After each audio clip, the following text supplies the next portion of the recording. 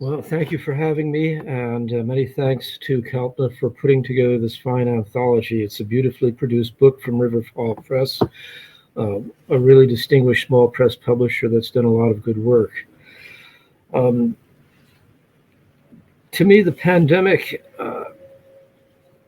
I was very, I have to admit that I was not prepared for anything of this magnitude happening. I knew that the safety net that had been established in the US had been shredded just before it broke out. And it's beyond coincidence that this happened. And this shredding of the safety net and the failure to address the pandemic in its early stages by US authorities, it's irresponsibility on an unbelievable scale. And the consequences will be with us for a long time to come.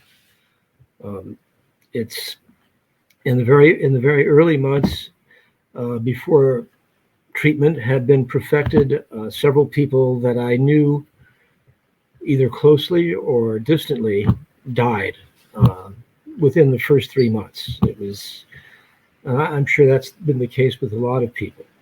So it was shocking, and I think that really a lot of people are suffering the effects of PTSD from that and will be for a while.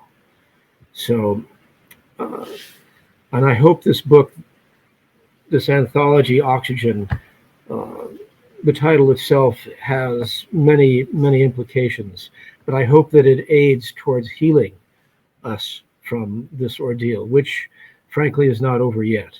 So, with that, I'm going to read my poem, When the World Ends.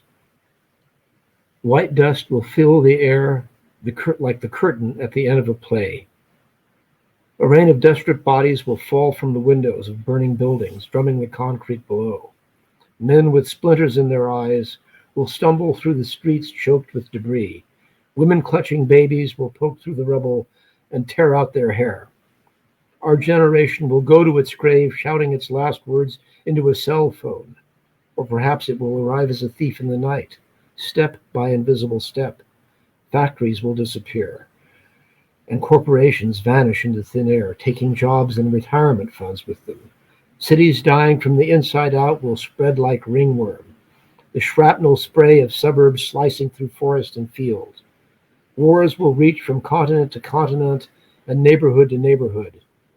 The terrorists won't make peace with the horrorists, who would enforce it at any price, who keep trying to impose harmony between oppressed and oppressor with fear and firepower. Gas prices will rise with global temperatures and tides. Acid rains will fall with the last of the redwoods. Computer systems crash with stocks and stock markets. A virus spreading from an outdoor market from spittle carried on the air that blankets the globe until one day everyone has COVID. Or else the pandemic will abate. Business will continue as usual. Prison guards pace concrete tombs. Psychiatrists contemplate madness. Demons glare from the eyes of ministers. Consumers bought and sold in the marketplace.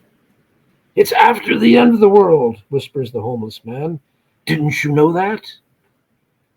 Others, mysterious and knowing, who have held themselves aloof from the discussion until now, finally interject, which world? Thank you. And then once again, thank you very much, Kalpna and Nirvana, for hosting this. Again, it's my sincerest wish that this anthology reaches as many hands as possible because I think it has great potential for healing. So once again, thank you very much for listening.